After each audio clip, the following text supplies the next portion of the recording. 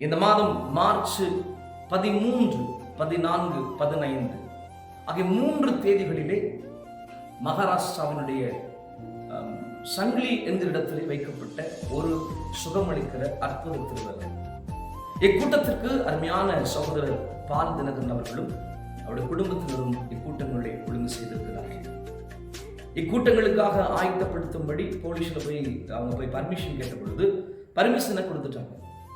Permission கொடுத்து எல்லா கூட்டங்களுக்கான ஆயத்தங்கள் நடந்து கொண்டிருக்கிற வேளையிலே திடீரென்று ஒரு குறிப்பிட்ட நபர்கள் புறப்பட்டு போய் இவர்கள் செய்கிறது மிக தவறான காரியம், இதை பிளாக் மேஜிக் ஆக்ட்ல கைது செய்ய வேண்டும், இவர்கள் மீது வழக்கு பதிவு செய்ய வேண்டும் என்று உத்தரவிடுகிறார்கள். உத்தரவிட்ட உடனே இங்க பிரச்சனை என்னன்னா, எவன் நல்லவனாக இருக்கிறானோ அவனுக்கு விரோதமா ஒரு கூட்டம் வருதுன்னு டக்குன்னு யாரு என்னென்னலாம் கேட்கறது இல்லை, உடனே வழக்கு பதிவு செய்யப்பட்டது. அக்கூட்டங்களை அவர்கள் கேன்சல் செய்தார்கள்.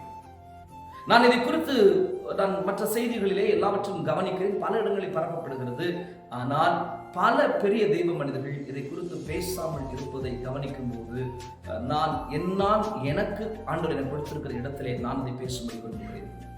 நாம் அறிந்திருக்கிறபடி அருமையான அன்பின் அப்போஸ்தலர் டிஜிஎஸ் தினகரன் ஐயா அவருடைய நாட்கள் துவங்கி பல தெய்வ மனிதர்கள் தமிழ்நாட்டுடைய பல இடங்களுக்குள்ளே, இந்தியாவுடைய பல இடங்களுக்குள்ளே இப்படிப்பட்ட கன்வென்ஷன் கூட்டங்கள், இப்படிப்பட்ட சுகமளிக்கிற கூட்டங்கள், இப்படிப்பட்ட எழுப்புதல் கூட்டங்களை வைத்து கிறிஸ்துவனுடைய நாமத்தை மகிமைப்படுத்தியிருக்கிறார்கள். இங்கு நின்று பிரசங்கம் பண்ணுகிற நான் துவங்கி என் தாயாருடைய கட்டியினுடைய பாதிப்புல இருந்து சாக வேண்டிய இடத்திலிருந்து மரண தருவாயிலிருந்து ஆண்டவர்களை விடுவித்தபடி நான் இந்த கர்த்தருடைய ஊழியத்தை செய்கிறேன்.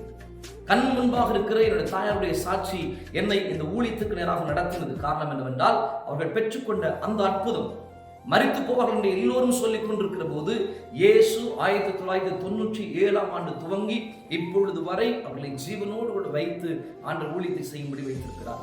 அப்ப இந்த இயேசுவை நான் கண்டுபிடிக்க காரணம் என்னன்னா, என் தாயாரை ஆண்டவர் சுகமாக்கினது.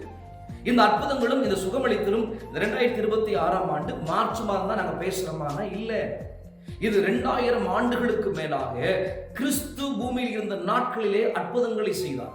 அவர் செய்த அற்புதங்களை குறித்து சொல்லுகிற போது அவர் மரித்தோரை எழுந்திருக்கும்படி செய்தார், செவிடர்களை கேட்கும்படி செய்தார், முடவர்களை நடக்க பண்ணினார், கண் பார்வையற்றவர்களுக்கு தேவன் கண் பார்வை கொடுத்தார். இந்த அற்புதங்களை எல்லாம் வேதாகமும் வலியுறுத்தி பேசுகிறது.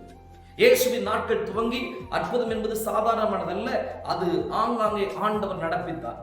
இயேசுவின் காலத்திற்கு பிற்பாக அப்போஸ்தலர்கள் இந்த அற்புதங்களை நடப்பித்தார்கள். அதுக்கப்புறம் நூற்றாண்டுகள் துவங்கி பல தேவ மனிதர்கள் கர்த்தருடைய வார்த்தையை பிரசங்கம் பண்ணினார்கள். நன்றாய் கவனிங்கள், ஜான் வெஸ்லி நாட்களிலே ஆலயத்துடைய கதவுகள் அவர் பிரசங்கிக்கப்பட முடியாமல் தடை செய்யப்பட்டு கதவு அடைக்கப்பட்ட பொழுது ஜான் வெஸ்லி அங்கே இருந்த கல்லறைகள் மேலே நின்று பிரசங்கம் பண்ணதாக சரித்திரங்கள் சொல்லுகிறது. அப்படியானால் கிறிஸ்துவத்தினுடைய இன்றைக்கு தேவனுடைய வல்லமை விளங்கப்படுகிறதுக்கு ஏதுவான இருக்கிற முக்கிய ஆயுதங்களிலே ஒன்று இப்படிப்பட்ட திருப்பிரசங்கங்கள், கன்வென்ஷன் கூட்டங்கள், சுகமளிக்கிற கூட்டங்கள். இப்போ முன்னாடி எல்லாம் என்ன பண்ணாங்க, சர்ச்சு நடந்து கொண்டிருக்கிற போது மிக துணிகரமாய் உள்ளே நுழைந்து, நீங்க பார்த்திருப்பீங்க, போன வாரத்துல மத்திய பிரதேசத்துல கர்த்தருடைய சபையிலே ஆராதித்துக் கொண்டிருந்த ஒரு கணவன் மனைவியை உள்ளே புகுந்து அடித்து அவர்களை கைது செய்து போலீஸ் ஸ்டேஷன் கூட்டிட்டு போயிருக்காங்க. உள்ள வந்து பாஸ்டர் அடிச்சவங்க மேல எந்த வழக்கும் இல்லை, பைபிளை கிழிச்சு அதை பரியாசம் பண்ணின மேல எந்த வழக்கும் இல்லை. ஆனா பாஸ்டருடைய மனைவியும் சுவிசேஷம் அறிவித்தார்கள் என்ற ஒரே காரணத்திற்காக அவர்கள் கைது செய்யப்பட்டிருக்கிறார்கள். அப்ப இதெல்லாம் பார்த்துட்டே இருக்கும்போது நான் ஒரு விஷயத்தை உணர்றேன். முன்னாடி எல்லாம் சர்ச்சுக்குள்ள வருவாங்க, அப்ரூவ் இருக்கு, அது இருக்கான, சர்ச்சை வந்து துன்புறுத்துவார்கள், சர்ச்சை க்ளோஸ் பண்றதுக்கான என்னென்ன விஷயம் செய்வாங்களோ அதெல்லாம் செய்ய துவங்கினாங்க. அப்புறம் என்ன நடந்தது, உடனே கேஸ் ஃபைல் பண்ணப்பட்டது, அவங்க மேல வழக்கு பதிவு பண்ணப்பட்டுச்சு. அப்ப இது எல்லாவற்றையும் பார்த்தான். சோ அடிக்கிறது பிடிக்கிறதெல்லாம் இங்க வச்சுக்க கூடாது, அடுத்து நம்ம என்ன செய்யலாம்னு அதிகாரிகளுடைய துணையோடு கூட கிறிஸ்துவத்தினுடைய அங்கீகாரத்தை ரத்து செய்வதற்கான பல காரியங்களை செய்தார்கள். தொடர்ந்து நம்ம பார்க்கிறோம், நிறைய சபைகளுக்கான அனுமதிகள் இன்னும் கொடுக்கப்படவில்லை, நிறைய ஃபைல்ஸ்ல இன்னும் கையெழுத்து போடல. அரசாங்கமானது மேலே இருந்து கிறிஸ்துவர்களுக்கு என்ன விதமான உதவிகளை செய்தாலும் பல அதிகாரிகள் தங்கள் இருக்கிற இடத்துல இருந்து தேவ பள்ளிகளுடைய தேவ ஆலயங்களுக்கு விரோதமாய் செயல்படுகிற பல சம்பவங்களை, பல செய்திகளை நாம கேள்விப்படுகிறோம். 10 ஆண்டுகளுக்கு மேல தேவாலயத்துக்கு அங்கீகாரத்தை வாங்கணும்னு போய் ட்ரை பண்ண பலருக்கு இன்னும் அங்கீகாரம் என்ன செய்யல, கிடைக்கல. அப்ப சர்ச்சை நடத்த முடியல. போலீஸ் ஸ்டேஷன் போனா போலீஸ்காரங்க என்ன சொல்றாங்க, நீங்க அங்கீகாரத்தை வாங்கிட்டு சர்ச்சை நடத்துங்கிறாங்க. அங்கீகாரத்துக்கு போனா அங்கீகாரம் கொடுக்க முடியாதபடி என்னென்ன விஷயங்கள்லாம் இருக்குதோ அதெல்லாம் வச்சு காண்பித்து சபையை முடக்கபடி முயற்சி செய்கிறார்கள். ஒரு பக்கம் முன்னாடி வந்து சட்டவிரோதமாய் வன்முறை நடத்தின குண்டர்கள் வெறியாட்கள் உள்ள வந்து சர்ச்சுக்குள் நடத்தினா அவன் மேல வழக்கு வருது தெரிஞ்ச உடனே என்ன செஞ்சுட்டான், அதிகாரிகளுடைய இடத்துல இவ்விதமான காரியங்களை செய்ய துவங்கி அதிகார மையங்களில் இருந்து இவ்விதமான தடைக்கற்கள் உண்டானது. இது எல்லாத்தையும் நம்ம ஃபேஸ் பண்ணிட்டு இருக்க அதே நேரத்தில் இப்ப அடுத்து என்ன பண்ணிட்டான், மும்பையிலே ஒரு முன்னுதாரணத்தை ஆரம்பித்து வைக்கிறார்கள். பிளாக் மேஜிக் ஆக்ட்ங்கிற ஒரு காரியத்தை கொண்டு வரா.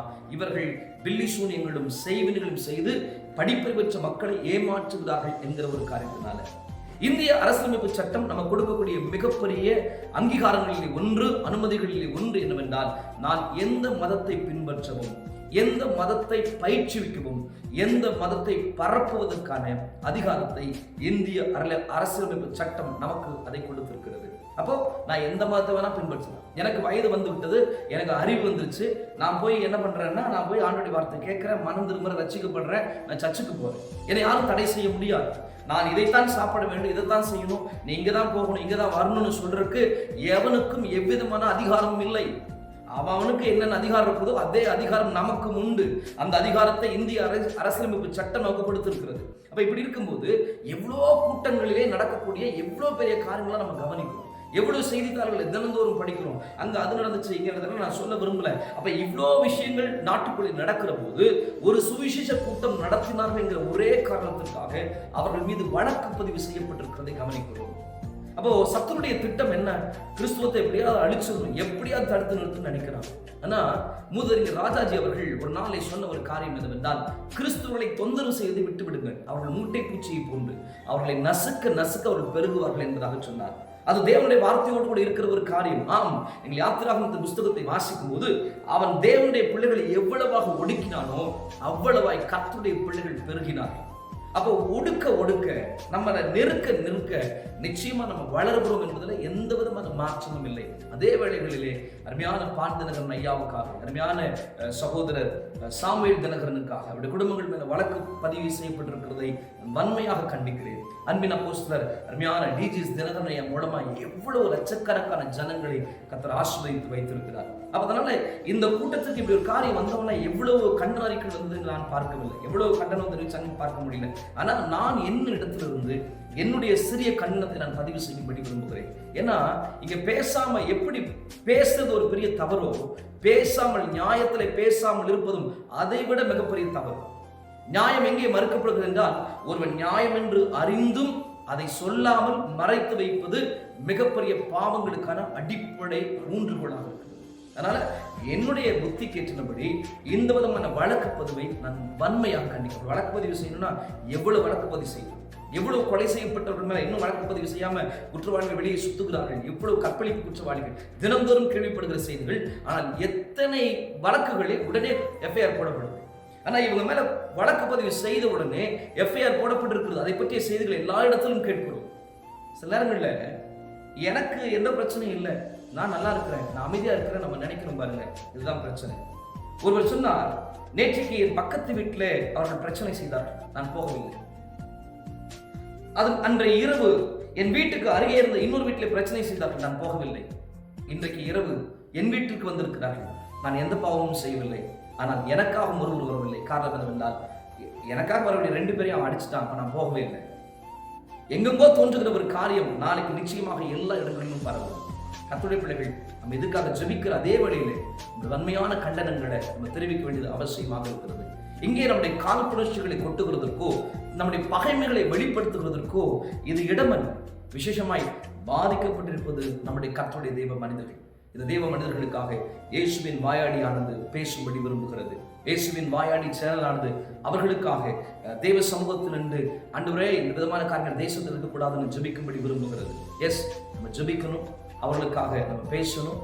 விசேஷமாய் இந்த சூழ்நிலை அருமையான டாக்டர் பால் தினகரன் ஐயா அவர்களோடு கூட, அருமையான சகோதரர் சாமுவேல் தினகரன் ஐயாவோடு கூட, இப்படி எங்கெல்லாம் பாதிக்கப்படுறாங்களோ அங்கெல்லாம் இருக்கக்கூடிய தெய்வ மனிதர்களுக்காக நான் பேசும்படி விரும்புகிறேன். நீங்கள் கீழே வந்து கேட்கலாம், நீங்க இவங்களுக்காக மட்டும் தான் பேசுவீங்களான்னு கேட்கலாம். நீங்க போய் பாருங்க, டிசம்பர் மாதத்திலே கிறிஸ்துமஸ் நிகழ்ச்சியிலே எங்கெல்லாம் கர்த்தருடைய பிள்ளைகள் பாதிக்கப்பட்டார்களோ அதை நான் என்னுடைய வீடியோ பதிவுகளை காணொலி நான் பதிவு செய்திருக்கிறேன். ஆம், எனக்கு கொடுக்கப்பட்ட இடத்துல, ஆண்டவர் எனக்கு கொடுத்திருக்கிற ஒரு சின்ன இடத்துல எனக்கு ஆண்டவர் காண்பிக்கிற சில விஷயங்களை பேசும்படி விரும்புகிறேன். அதனால் மும்பையிலே பதிவு செய்யப்பட்டிருக்கிற இவ்வழக்கிற்கான கண்டனங்களை தெரிவித்துக் கொள்கிறேன். நாம் ஜெபிப்போம், செயல்படுவோம். God bless.